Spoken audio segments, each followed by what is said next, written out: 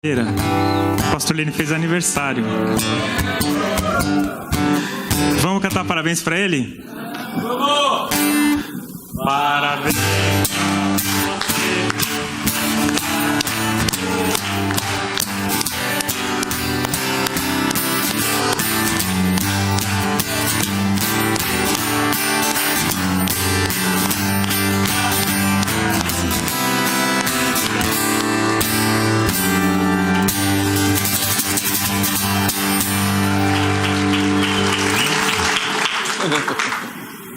Não vou dizer quantos anos ele está fazendo, nós vamos orar por ele agora. Você não quer saber quantos anos ele está fazendo?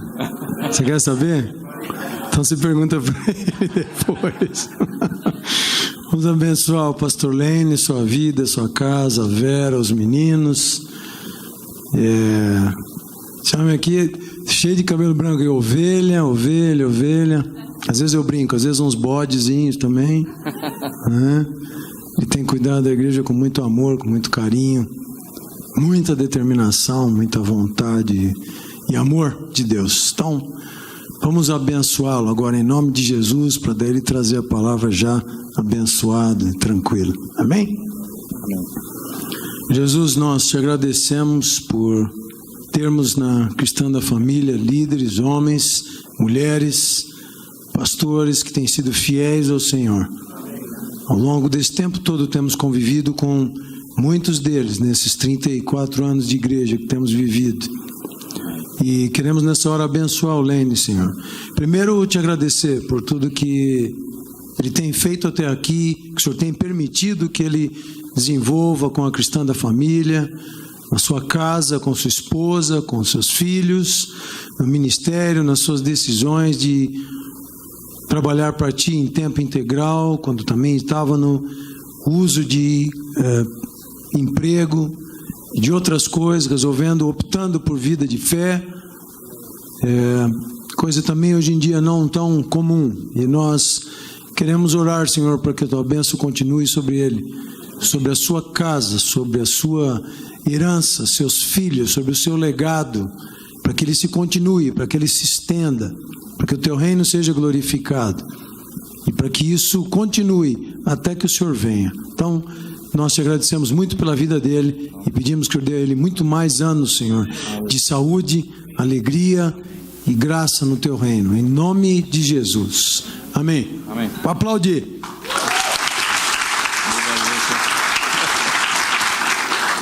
Obrigado, queridos. Eu sempre digo que eu sou um privilegiado. Tem uns irmãos maravilhosos, uma igreja maravilhosa. Ser pastor de uma igreja maravilhosa é fácil. Graças a Deus por isso. Deus tem nos dado essa grande graça e esse privilégio. Obrigado pelo carinho e pelo amor de todos vocês. Vamos compartilhar aqui a nossa palavra de hoje. Queria só relembrar. No domingo passado, Saulo falou sobre o serviço. E um tópico importante que ele citou na sua pregação foi que, estando Jesus à mesa, ele se levantou para poder lavar os pés dos discípulos. E citou que não dá para servir sentado. Todos nós, quando vamos servir, precisamos nos levantar e caminhar e nos dispor realmente nas mãos de Deus. E hoje, da mesma forma, nós vamos continuar aqui a nossa série juntos, falando sobre o contribuir, o dar, o doar-se. Está muito na mesma linha, né? A gente tem aqui, muitas vezes, dominicalmente, a gente fala de um aspecto somente do dar, que é o dízimo. Mas tem mais coisas que nós podemos doar, dar e contribuir também. E o texto-chave que nós pegamos aqui para poder compartilhar com os irmãos está lá em 2 Pedro, capítulo 2, de 11 a 17. Diz assim, 2 Pedro 2, 11 a 17. Amados, insisto em que, como estrangeiros e peregrinos no mundo, vocês se abstenham dos desejos carnais que guerreiam contra a alma. Vivam entre os pagãos de maneira exemplar, para que, mesmo que eles os acusem de praticar o mal, observem as obras que vocês praticam e glorifiquem a Deus no dia da intervenção dele. Por causa do Senhor, sujeite-se a toda autoridade constituída entre os homens, seja ao rei como autoridade suprema, seja aos governantes como por ele enviados, para punir os que praticam o mal e honrar os que praticam o bem.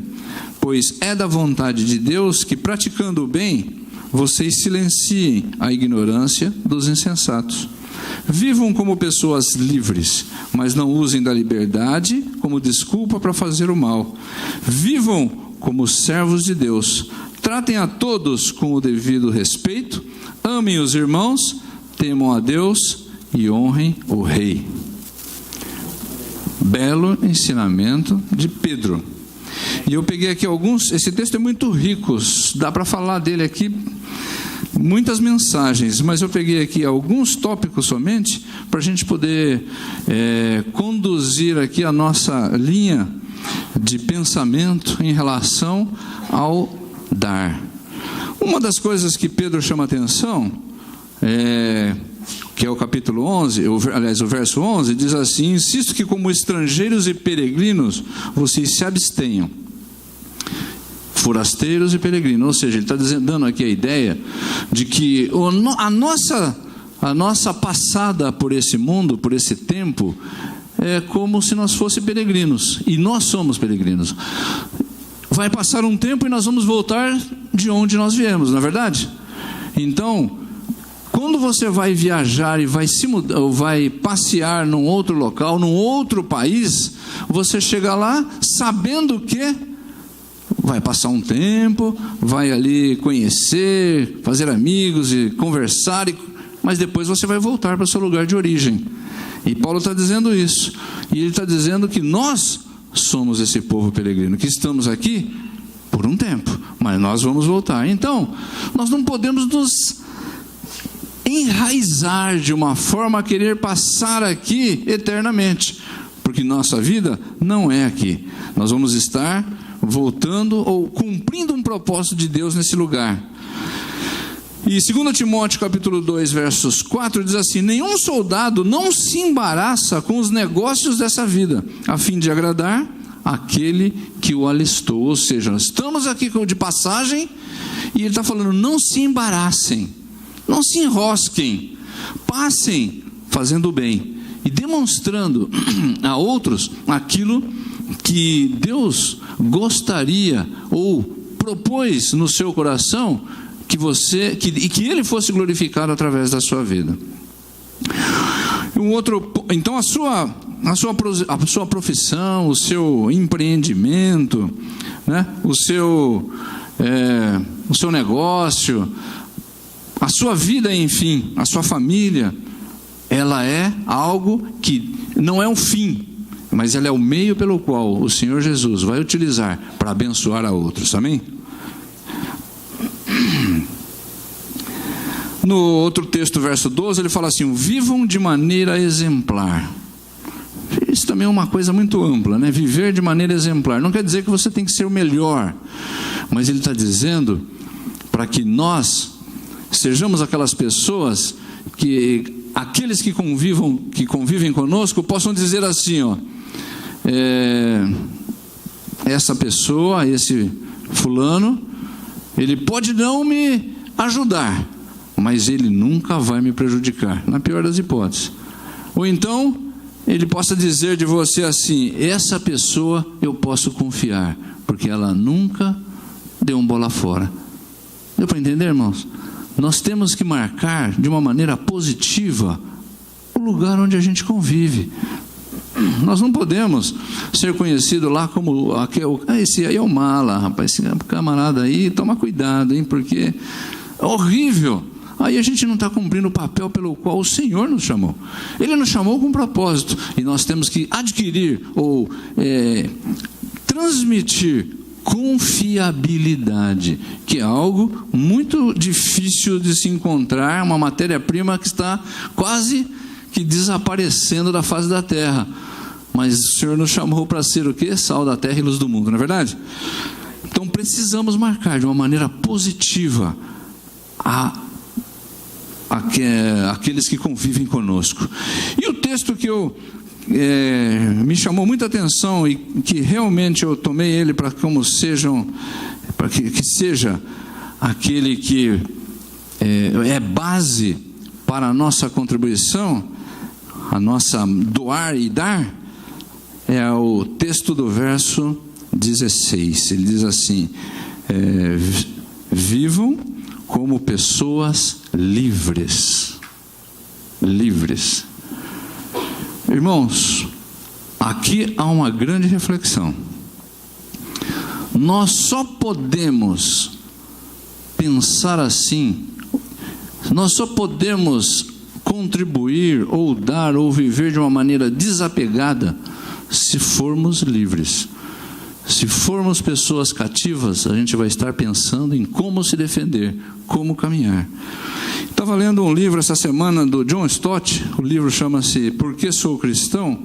E ele diz assim, uma frase: ninguém que não tenha sido perdoado é livre.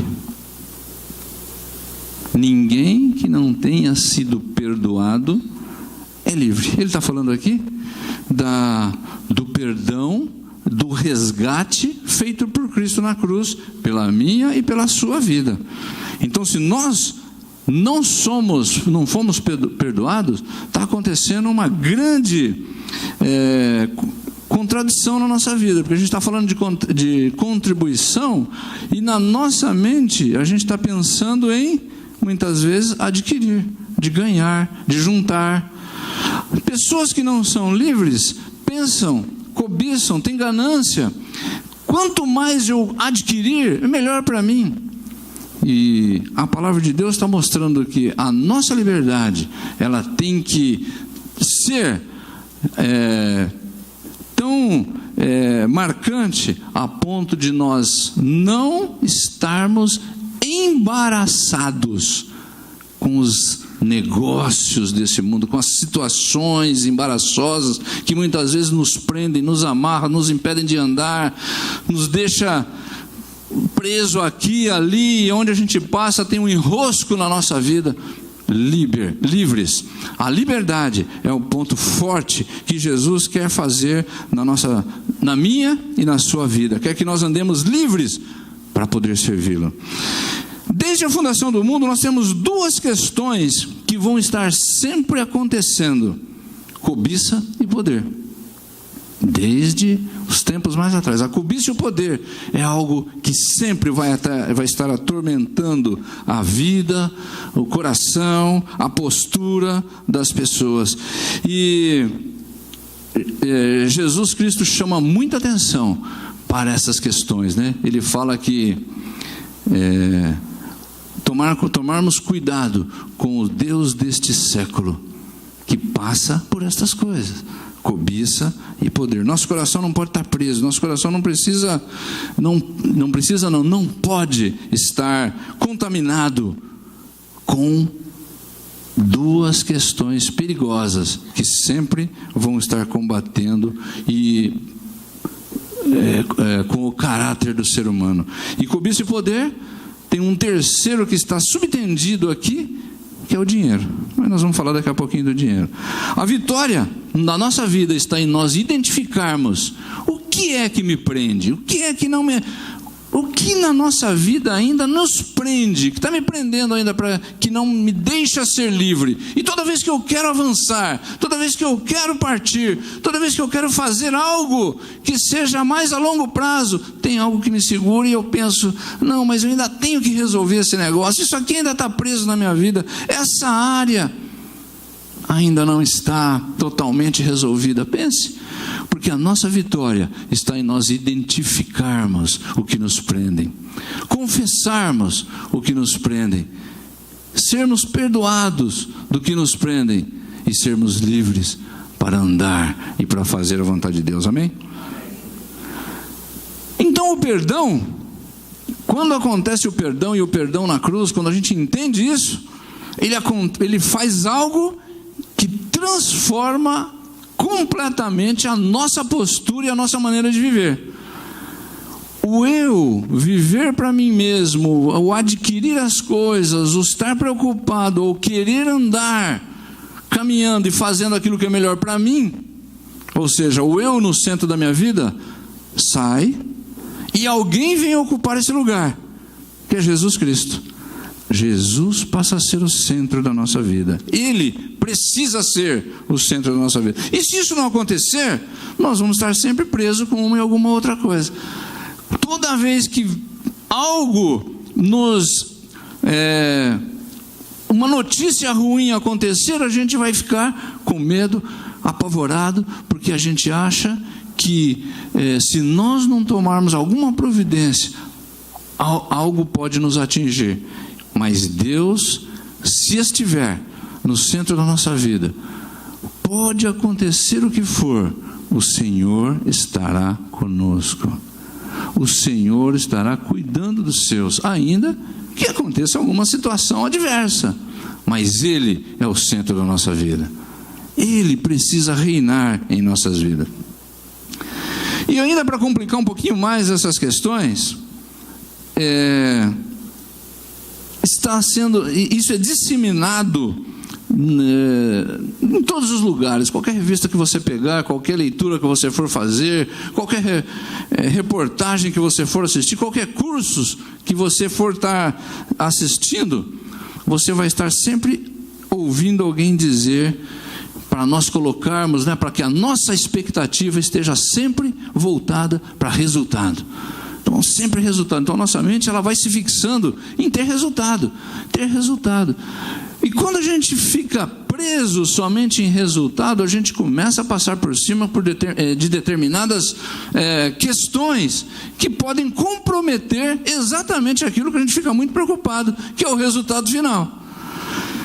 Então, tudo que a gente for fazer, se a gente estiver preocupado com o resultado, dificilmente nós vamos dar a Deus as nossas primícias, o melhor. Dificilmente nós vamos gastar tempo com pessoas, vidas, porque a matéria-prima de Jesus na terra são as vidas. Eu e você estamos aqui hoje porque Ele se preocupou comigo e com você. Então, a matéria-prima de Deus chama-se vida. E se nós não entendermos isso, nós ficarmos andando, buscando, querendo realmente só dar resultado, o nosso resultado final estará comprometido.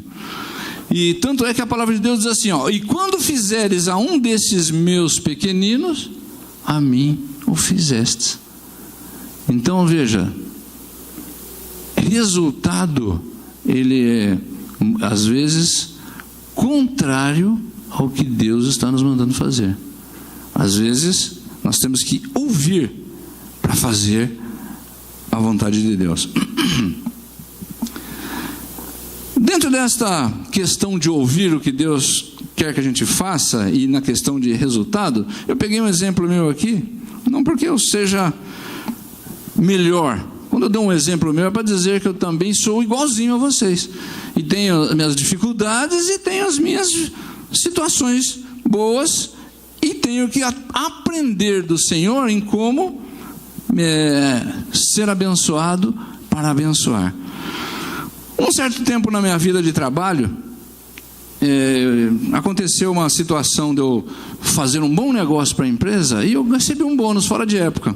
Então um bônus que era para sair lá para fevereiro, saiu em agosto. E que bom, né? Você tem um bônus em agosto. Maravilha, né? Que gostoso. Aí eu, como muito espiritual, eu fui orar a Deus, Senhor, que maravilha. Obrigado. Que eu possa ter sabedoria em usar esse dinheiro, em fazer, tal. Bom, eu saí para almoçar e eu estou encurtando bem a história para vocês entenderem o que eu quero dizer. Encontrei uma pessoa que normalmente eu não encontraria naquele ambiente, naquele lugar. E comecei a conversar com ele, era um amigo, irmão. E começamos a conversar, tudo bem, tudo bom, e vai, conversa, vem. Aí ele falou, então, mas eu estou desempregado faz 6 meses. E tentei fazer uma coisa, tentei arrumar outra, tentei buscar, nada deu certo. Naquela hora veio na minha cabeça assim, o bônus. Eu, opa, vai para lá, bônus não. Não, o que é isso? Bônus é outra coisa. Aí, Deus abençoe, hein? Tchau, fui embora. O que eu quero dizer com isso, irmãos? A minha carne é igualzinha à sua. A carne vai buscar sempre o que é bom, o que dá prazer, o que infla o ego, o que pode consumir. E nós temos que aprender a dominar e a entender que a carne nunca vai se converter. Se alguém tinha alguma esperança que a sua carne vai se converter, irmãos, ela nunca ela vai se converter. A vida inteira você vai ter que lutar com ela. E aí eu fui embora. Quando eu cheguei no caminho, cheguei em casa, aquilo me incomodou. Eu falei, realmente, eu orei, não orei? Eu fui espiritual, então Deus está falando comigo aqui. Fui lá, peguei, fiz um supermercado, fui na casa daquela pessoa, abençoei a vida dele. E naquele dia, naquele momento, ele virou para mim e falou assim: Deus é bom, Deus é bom. Eu não tinha hoje almoço para comer com a minha família. Então, o que eu aprendi com isso, irmãos? Toda vez que a gente se encontra, até hoje, a gente se abraça e tal, daí ele vira para mim e fala assim: Deus é bom. Marcou a vida dele. O que eu aprendi com isso, irmãos? Se você quiser ser bênção nas mãos de Deus, você vai ter que pegar a sua carne e subjugar. Quando ela vai gritar, ela vai pedir, ela vai fazer, ela vai clamar para você fazer alguma coisa, você subjuga. E aí você vai ouvir o que Deus quer que você faça. Aí está o segredo, irmãos. Nós só vamos ser bênção quando a gente colocar a carne, colocar os desejos, colocar o eu na cruz. Aí Deus vai poder fazer. Se eu fosse fazer ali a minha vontade, nossa, aquilo ali eu ia comprar uma porção de coisa que eu não precisava, ia trocar muita coisa que estava boa, mas eu pude utilizar ali abençoando e aprendendo, que muitas vezes Deus nos dá para que você possa abençoar. Então, dentro desse aspecto de contribuição, um aspecto que nós sempre falamos aqui na igreja, mas nunca entramos na profundidade dela, é sobre o dízimo. Então nós vamos falar aqui de alguns pontos, e um deles é o dízimo da contribuição. Se você é uma pessoa que está conversando fora, você vai ouvir que existe uma grande discussão falando sobre dízimo, né?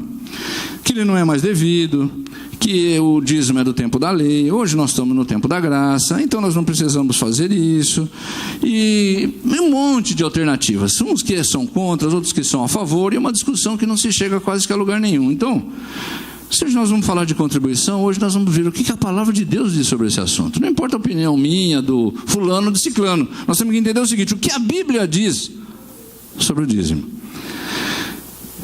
Então, primeira coisa, o dízimo, as pessoas que dizem que o dízimo foi instituído na lei estão enganadas. O dízimo, ele começou a ser praticado antes da lei.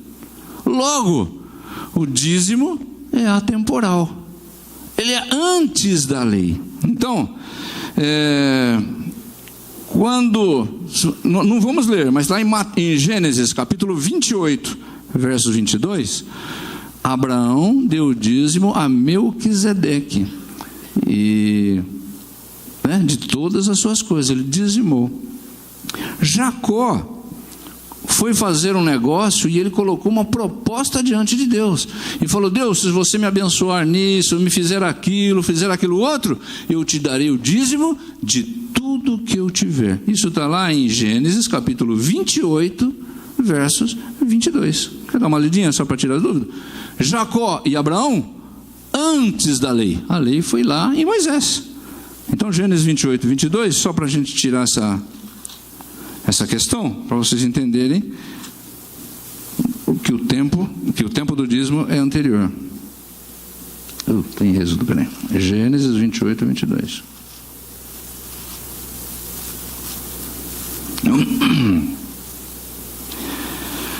Um pouquinho antes para você entender, aqui está no 18, né? Tendo se levantado Jacó, cedo de madrugada, tomou a pedra que havia posto por travesseiro e erigiu uma coluna. Sobre o topo entornou um azeite, e ao lugar cidade que outrora se chamava Luz, deu o nome de Betel.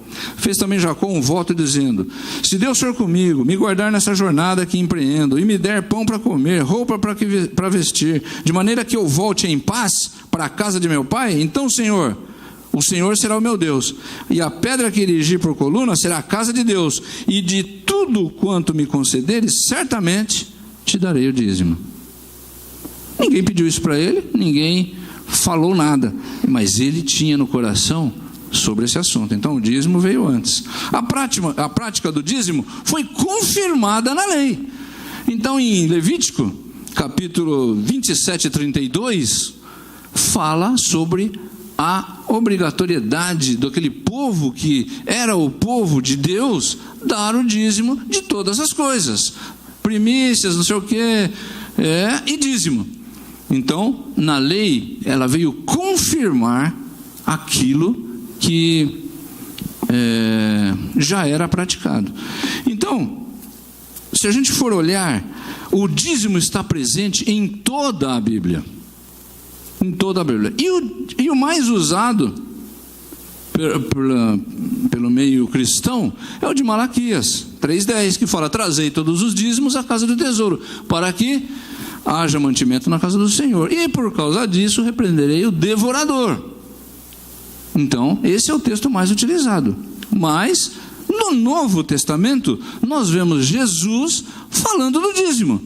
Então, ele é antes da lei, foi instituído também na lei, foi confirmado na lei, e depois, quando Cristo veio no Novo Testamento, ele falou do assunto e confirmou essa prática. Então está lá em Mateus 23, 23. Mateus 23, 23.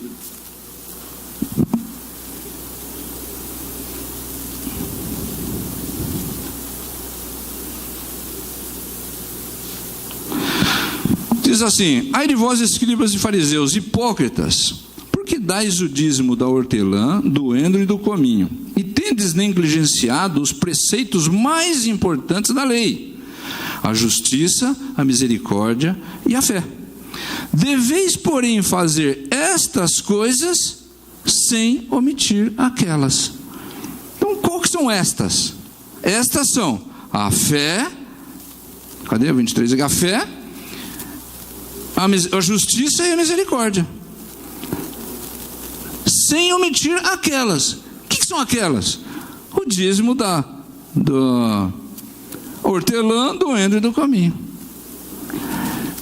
A gente não pode cortar o versículo pela metade e falar assim: não, o dízimo então no Novo Testamento não existe, porque daí você também está tirando que nós devemos ter fé, praticarmos a justiça e termos misericórdia com as pessoas. Se uma coisa está valendo, a outra também vale. Ou se uma não vale, as duas não valem. Jesus não falou em nenhum momento aqui que ela foi absorvida, mas confirmou. Então o dízimo também está no Novo Testamento. Então precisamos entender que o dízimo é devido ao Senhor.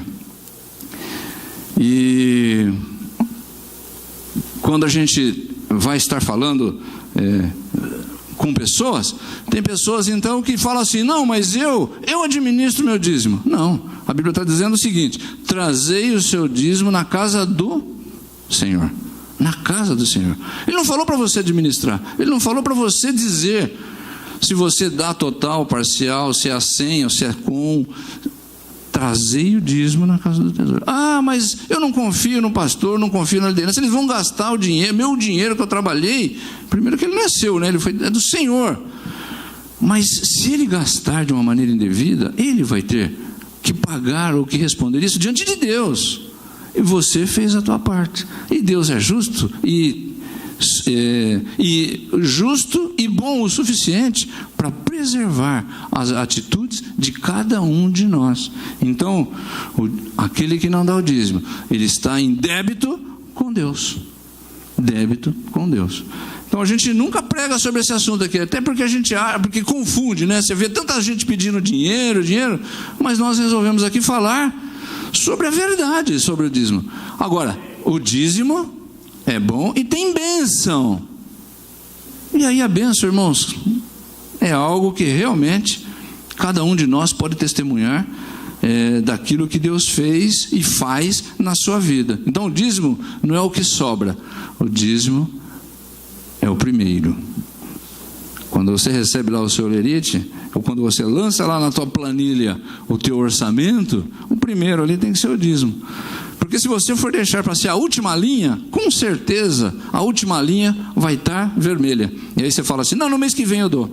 Não, no mês que vem eu dou. E aí você nunca dá. E você vai ficar em débito com Deus. Então, dízimo, não só por causa disso, é porque o dízimo, o dinheiro, a sabedoria, a prática e a nossa vida pertence ao Senhor. Se a nossa vida pertence ao Senhor, tudo que temos pertence a quem? A Ele. Então, é um exercício de amor e um exercício de fé. Por que a gente insiste muito nisso, irmãos? Porque o dinheiro é um negócio difícil. Dinheiro é tão complicado que o próprio Jesus falou que ele não é uma coisa qualquer. Jesus falou que o dinheiro é um Deus, Mamon. Ele é forte, ele domina. E ele domina quem tem e quem não tem. Interessante, hein? O dinheiro domina a pessoa que tem o dinheiro e aquela que não tem. Muitas pessoas não têm e vivem, faz uma situação tão complicada que acaba se prejudicando e prejudicando a outros, porque ela ama o dinheiro. Então o dinheiro hoje é a motivação do nosso planeta. Qualquer lugar que você for, o cara está pensando em dinheiro, falando em dinheiro, querendo resultado, querendo ter lucro. Então ela é mais que uma moeda. Ela é um ídolo. Há muitas pessoas, irmãos, que se casam, se divorciam por causa do dinheiro. Há muitas pessoas que corrompem e são corrompidas por causa do dinheiro. Muitas pessoas que matam e morrem por causa de dinheiro. Hoje, se a gente for olhar, um dos grandes problemas do casamento chama-se dinheiro, porque a pessoa trabalha tanto, quer fazer tanto para ganhar o dinheiro, que esquece da família, esquece dos filhos, esquece da esposa. Por causa do dinheiro, as pessoas não têm tempo mais para ter comunhão com Deus. Não tem tempo para orar, não tem tempo para meditar. Ela medita no carro, dirigindo. Será que medita mesmo? Ela diz que ora. Não, quando eu estou no carro ou indo para o trabalho, no metrô, naquele aperto, empurrando para lá, empurrando para cá, eu estou orando. Mas é isso mesmo que a gente deve fazer? Nós não temos que ter um tempo, gastar um tempo, abrir um espaço para que nós possamos buscar a Deus? O dinheiro em si, irmãos, ele não é mal. O dinheiro é uma bênção. Dinheiro é uma bênção. Não estou falando mal do dinheiro, não. Estou falando que ele é uma bênção. Com o dinheiro a gente sustenta nossas famílias. Com o dinheiro nós ajudamos o próximo. Com o dinheiro a gente paga um seguro de saúde. Com o dinheiro a gente sai de férias. Não é pecado. O problema está quando o dinheiro ocupou o seu coração. Aí ele deixou de ser uma bênção e passou a ser um problema. Quando eu vivo em função dele, me complicou. Quando eu vivo em função dele, eu sou escravo dele. E o dinheiro, para ser patrão, ele é complicado. Ele judia demais das pessoas. Ele destrói a vida das pessoas.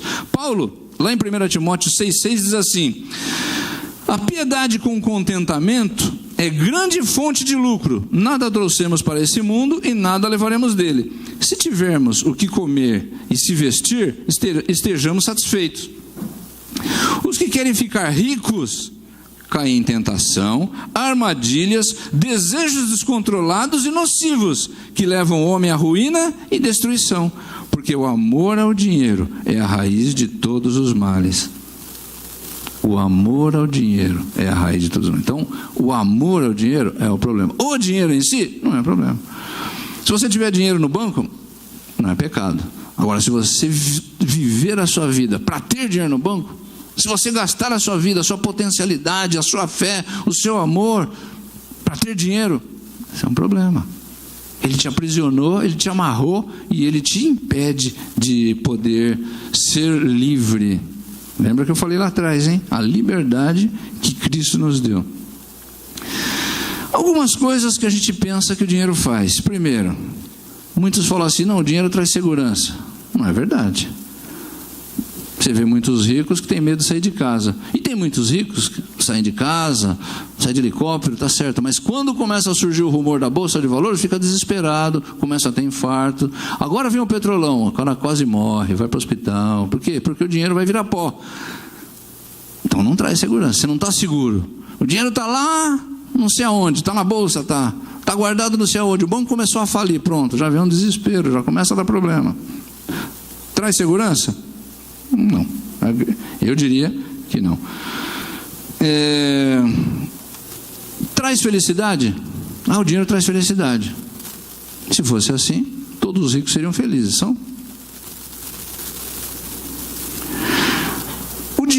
Com o dinheiro você pode comprar muitas casas, verdade. Mas com o dinheiro você não compra uma família. Amém? É verdade isso ou não? Não compra uma família abençoada. Com o dinheiro você pode comer muito bem nos restaurantes melhores do mundo, viajar, verdade. Mas com o dinheiro você não compra a saúde. Quem dá a saúde? O Senhor. Com o dinheiro? Quem tem dinheiro vive rodeado de pessoas. E a grande crise delas é o seguinte: será que elas estão comigo porque eu tenho dinheiro? Ou porque elas são meus amigos? Isso é uma crise dessas pessoas, irmão. E é uma crise terrível. Será que se eu não tivesse dinheiro, essas pessoas estariam do meu lado? Estariam convivendo comigo?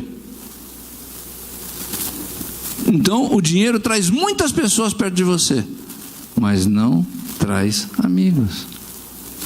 Não faz amigos. Não estou dizendo que todos são falsos. Estou dizendo que a grande possibilidade é delas não serem amigas. E tanto é verdade que quando alguém que tem muito dinheiro perde, o que é a primeira coisa que acontece? Os amigos desaparecem. Então não eram amigos. Irmãos, vença o poder do dinheiro na sua vida e você vai ter grandes vitórias nas outras áreas. Não vive em função dele, faça dele, faça com que ele trabalhe para você e não você para ele. Nós precisamos entender que Deus nos abençoa. É Ele que abre a janela, Ele que abre as portas e fecha as portas. Ele que traz um negócio e leva um negócio. É Ele que faz com que eu prospere ou não. Então, viva em função do Senhor, porque a sua vida foi comprada por Ele. E as outras coisas serão acrescentadas. Irmãos, a gente quer saber se a gente é livre ou não nessa questão? Qual é o que gasta 90% das suas orações? É o dinheiro, é a falta dele, é o medo, é você, é aquilo que você quer, é aquilo que você precisa? Ou você tem orado para que a vontade de Deus se cumpra na sua vida, por aquela pessoa que se converta, pela cura das pessoas?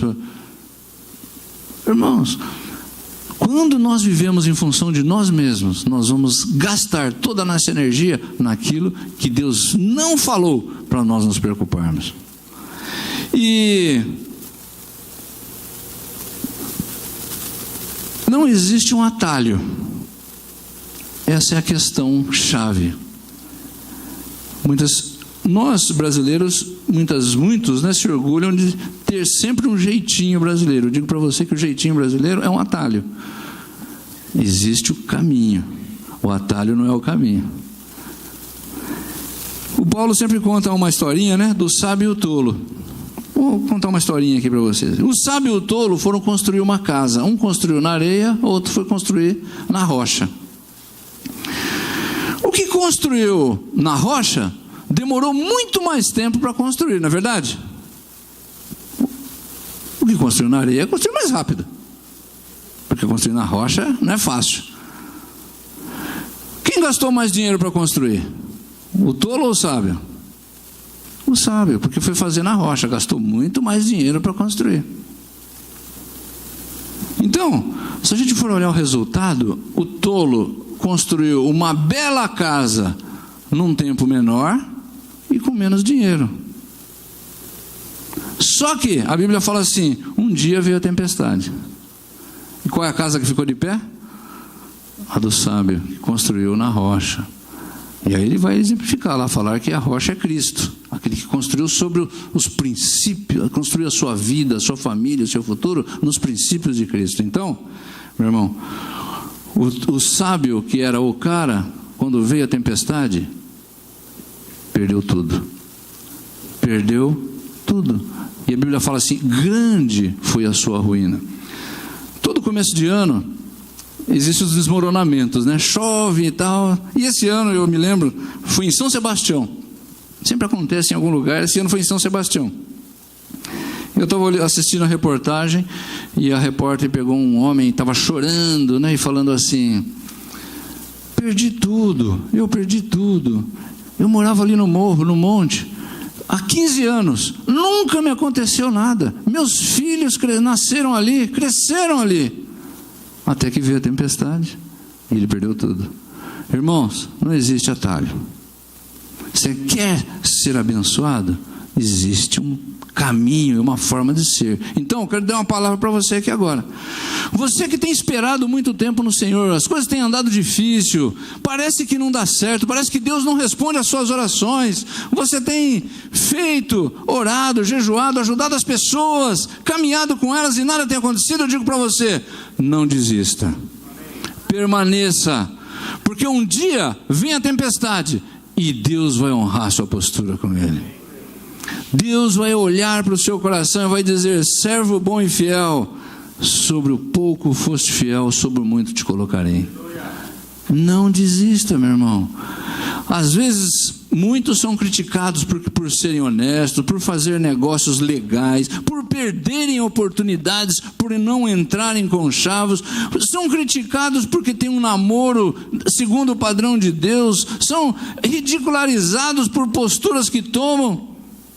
Um dia vem a tempestade e Deus vai honrar aquele que foi obediente e creu nas suas palavras. Amém? Então não desista, irmãos, vamos continuar. Deus é galardoador e é abençoador. Outro tipo de contribuição, ofertas. Oferta é fruto de generosidade. Aí eu peguei aqui no dicionário e diz assim, generosidade é a virtude em que a pessoa tem quando acrescenta algo ao próximo. Generosidade se aplica também quando a pessoa que dá algo a alguém tem o suficiente para dividir ou não. Não se limita apenas em bens materiais. Generosos são tanto as pessoas que se sentem bem em dividir um tesouro com mais pessoas, porque isso as fará bem, tanto quanto aquela pessoa que dividirá um tempo agradável para outros, sem a necessidade de receber algo em troca. Generosidade. Então, outro tipo de contribuição, generosidade. Provérbios 11, 24 a 25. Vamos lá, Provérbios 11, 24 a 25. 24 e 25. Eu vou falar aqui de várias coisas fora dinheiro. Mas, nesse caso aqui também fala de ajuda. Provérbios 11, 24 e 25. Diz assim. Cadê? Sumiu o 11 aqui. Quem dá liberalmente ainda se acrescenta mais e mais. Ao que retém mais do que é justo, ser-lhe-á em pura perda. Quem dá liberalmente ainda se acrescenta mais. E ao que retém mais do que é justo, ser-lhe-á em pura perda. A alma generosa prosperará. E quem dá a beber será dessedentado. A alma generosa prosperará. Então, irmãos, assim, na economia de Deus, você tem aquilo que você dá.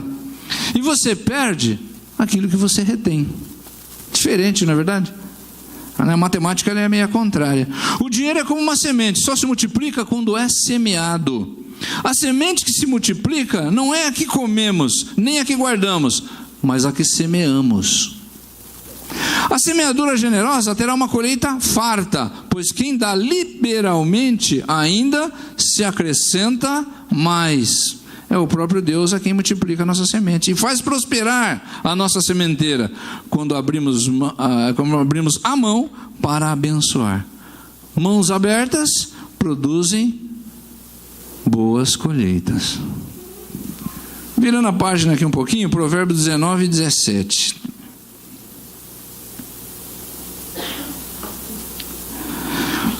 Quem se compadece do pobre, ao Senhor empresta, e este lhe paga o seu benefício. Olha só. Se você lê a Bíblia, você vai perceber que existe uma preocupação de Deus bastante com o órfão, com a viúva e com o pobre. E ele está dizendo assim: quem ajuda estes está fazendo um empréstimo a Deus. Interessante, né? E Deus, Ele não dá calote, Ele paga. E Ele sempre paga mais do que Ele deve. Então, aqui está um segredo de nós sermos abençoados também. Deus demonstra sempre uma preocupação que nós sejamos generosos. E quando nós emprestamos, o Senhor fica como nosso fiador, como fiador do pobre, aliás, e Ele nunca deixa a nossa dívida em aberto. A sua justiça é perfeita, a sua misericórdia não tem fim, Ele é a fonte de todo o bem. Tudo que temos e somos vem do Senhor. É Ele quem multiplica a nossa sementeira para continuarmos semeando na vida do nosso próximo. É Ele quem nos faz prosperar como fruto da generosidade. É Ele quem nos paga em dobro tudo quanto ofertamos. Em dobro, até mais do que precisamos. Amém, irmãos? Generosidade. Quando você vê, não faça que nem eu fiz lá. Não, isso aqui não, vem para lá. Mas depois eu me arrependi. Abençoe, porque a bênção vem do Senhor. Outra forma de contribuição, a nossa vocação. Você sabia que a sua profissão também é uma maneira de você contribuir com boas obras? A questão é, como nós vivemos num mundo que só fala em resultado, quando nós vamos gastar o nosso tempo em algo que aparentemente não vai acrescentar na nossa conta bancária, dá a impressão de que nós estamos perdendo tempo, não é verdade? Então, por isso que eu falei, nós precisamos tirar fora essa questão de resultado, tirar fora a questão do eu e Cristo ser o Senhor. Porque quando a nossa profissão se tornar um meio de nós abençoarmos, nós vamos poder ser bastante abençoadores naquilo que Deus nos chamou para ser. Aliás, é uma vocação.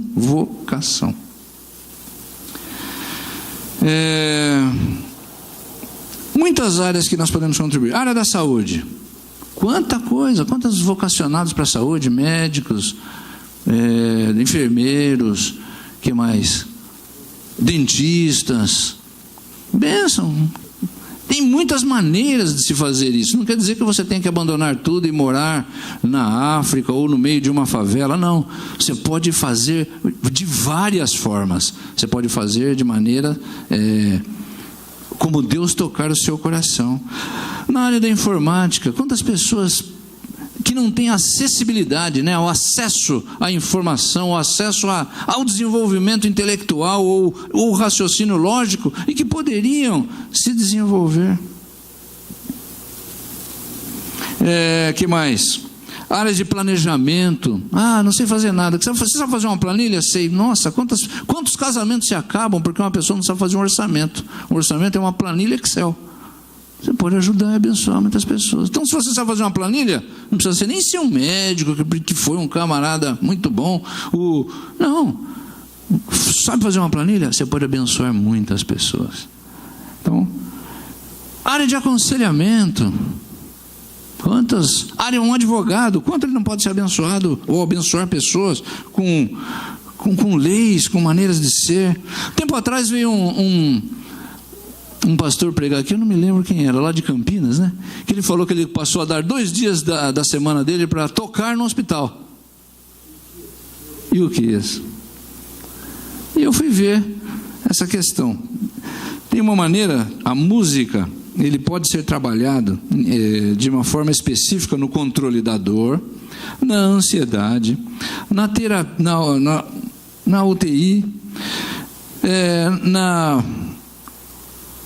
no pós-operatório, na cardiologia. Olha quantas formas, a música, o camarada é músico e toca.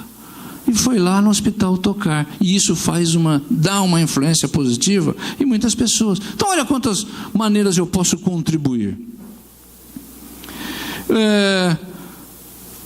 Outro dia eu estava fazendo uma visita no hospital, e o hospital realmente é um ambiente tenso, não é verdade? Tenso.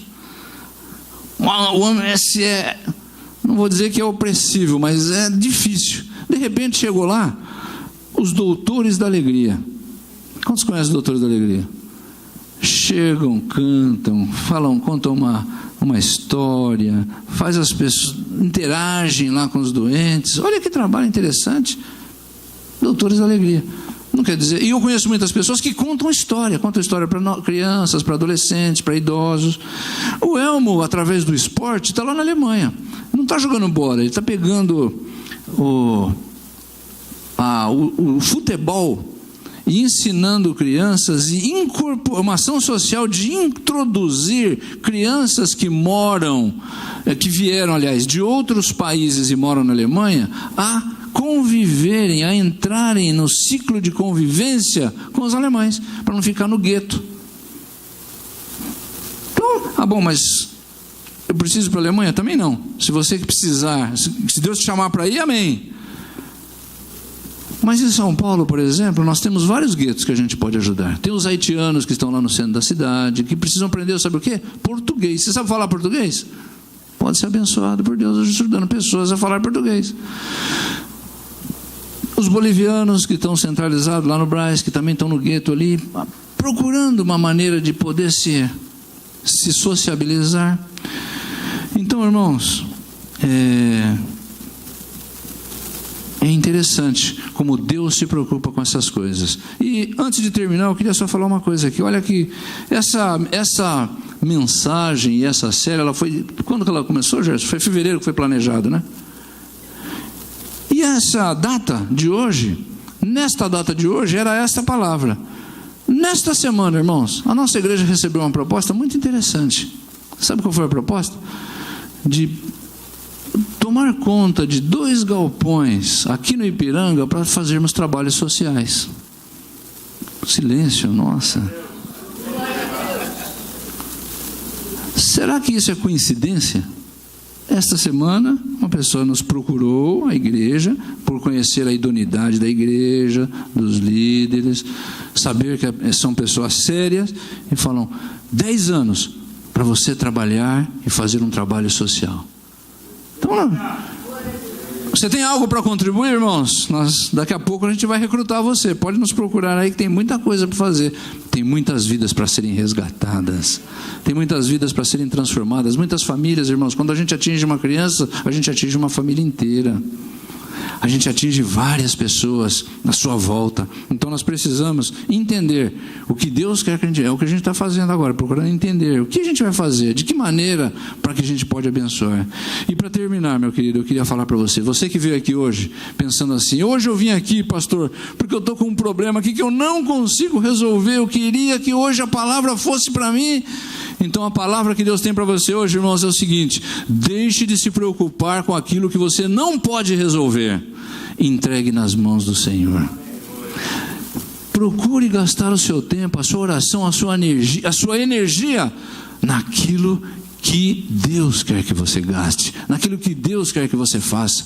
Hoje você pode entregar ao Senhor aquilo que está te atormentando a sua vida, roubando a sua fé, roubando o seu tempo, roubando o melhor que você tem. Entrega para o Senhor, deixa Cristo reinar na sua vida, deixa Cristo reinar no seu coração, deixa Cristo ser o Senhor. Porque quando Cristo reina, meu irmão, na nossa vida, o que Ele fala? Busque o reino em primeiro lugar. E o quê? todas as coisas vos serão acrescentadas. Ele falou algumas coisas. Busque o reino de Deus em primeiro lugar. E algumas coisas, foi isso que ele falou? Todas as coisas vos serão acrescentadas. Vamos repetir isso, irmãos? Busque o reino de Deus em primeiro lugar, e todas as coisas vos serão acrescentadas. Irmãos, Deus vai suprir a sua necessidade. É necessidade de emprego, é necessidade familiar, é uma necessidade pessoal, é algo que tem te consumido, é algo que tem roubado a sua paz. Deus hoje quer fazer na sua vida algo, mas você precisa entregar, confessar. Eu não consigo, Senhor, faça. Eu preciso confiar no Senhor, eu preciso sair do controle da minha vida e deixar que o Senhor venha governar, fazer e muito mais, e além daquilo que eu faria, porque Ele é muito melhor que eu, amém? Ele é muito melhor que nós. Vamos ficar de pé, queridos, vamos orar ao Senhor. Eu queria que essa noite você, se você não conseguiu guardar muitas coisas do que eu falei, eu queria que você guardasse 3 coisas. A primeira delas, nós somos incapazes de resolver os nossos problemas. A segunda delas, tudo que eu tenho veio do Senhor. De alguma forma veio do Senhor. Terceira, eu só sou livre quando eu aceitar o perdão de Deus na minha vida. O perdão, porque Ele passa a ser o centro da minha vida. Passa a ser realmente aquele que vai governar a minha vida. Queria que a gente pudesse cantar ao Senhor agora. Tem alguma? Louvar a Deus. Eu queria que você colocasse diante do Senhor agora, meu irmão. O que é que tem te impedido para ser livre? O que tem te impedido de você ser usado pelo Senhor? Muitas vezes o medo nos ronda, medo disso, medo daquilo, medo de ser traído, medo de ser mal falado, medo de alguém minta em nosso respeito, medo de perder o que eu tenho, medo de perder o emprego. O medo joga nas mãos do Senhor. Ele é o abençoador. Ele é o Senhor de todas as coisas e Ele conhece a nossa vida desde o ventre. Quer alguém que nos conhece mais do que nós mesmos? Chama-se o Senhor Jesus. Nos conhece desde o ventre. Antes de uma palavra sair da nossa boca, Ele já sabia qual era a frase toda. Então, irmãos, eu queria que você orasse agora ao Senhor, enquanto os irmãos vão cantar uma música aqui. Depois nós vamos orar a Deus e pedir que as misericórdias do Senhor sejam derramadas sobre nós agora, em nome de Jesus.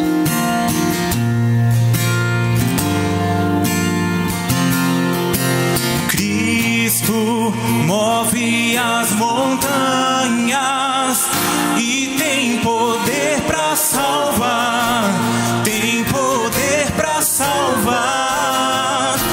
Sempre, autor da salvação. Jesus a morte venceu, sobre a morte venceu. Ele venceu.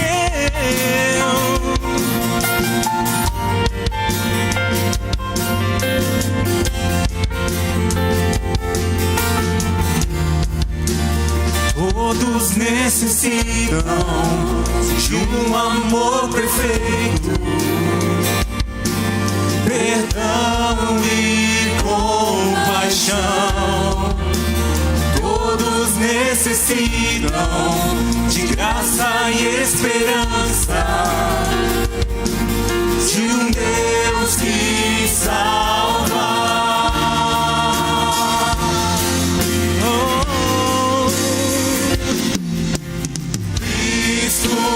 Move as montanhas e tem poder para salvar, tem poder para salvar, para sempre, autor da salvação.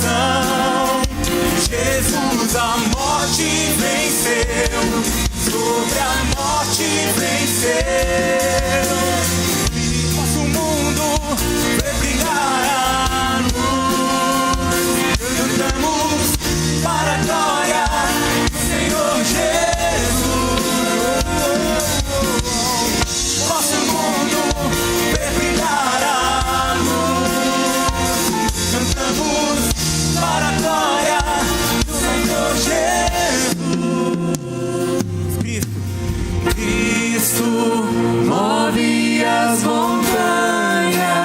Ele tem poder para cuidar da sua causa. Para sempre, autor da salvação. Jesus a morte venceu, sobre a morte venceu. Aleluia. Glória a Deus. Levante suas mãos ao Senhor agora, vamos orar. O levantar das suas mãos, você está dizendo para Ele assim: eis-me aqui, Senhor. Eis-me aqui, Senhor. Eis-me aqui. Usa a minha vida. Usa aquilo que eu sei. Usa aquilo que eu tenho. Usa aquilo que o Senhor me deu. Pai, nós oramos agora para que o Teu nome seja glorificado na vida de cada um que está aqui, Senhor. Que hoje, Senhor Jesus, nós possamos entregar ao Senhor aquilo que nos oprime, nos acusa, nos amarra, nos impede para sermos livres. Pai, traz agora a Tua liberdade sobre nós. Nós queremos estar nas Tuas mãos, Senhor Jesus, para que o Senhor possa fazer de nós instrumentos do Senhor, instrumentos vivos, instrumentos de amor, e que, Senhor Jesus, o Senhor possa olhar para nós e dizer: servo bom e fiel. Aleluia, Jesus. Eis-nos aqui, conte conosco, fala aos nossos corações, usa as nossas vidas, ainda que nos achemos tão pequeninos, porque somos mesmo. Que o Senhor possa nos dar oportunidades, e que diante das oportunidades nós possamos confiar no Senhor, dar o passo de fé, entrar na porta que o Senhor abriu, falar aquilo que o Senhor colocou no nosso coração, orar por pessoas que nós achamos que nunca vão te conhecer, termos fé para acreditar que o impossível pertence a Ti. Deus, faz a Tua obra a partir de nós, e que a Tua igreja seja realmente a igreja que o Senhor se alegre, porque nós fazemos parte dela. Glória ao Teu nome, Pai. Agradecemos esta noite pela Tua misericórdia e pela Tua grande bondade. Nós oramos no nome do Senhor Jesus. Amém. Aleluia. Glória ao nome do Senhor.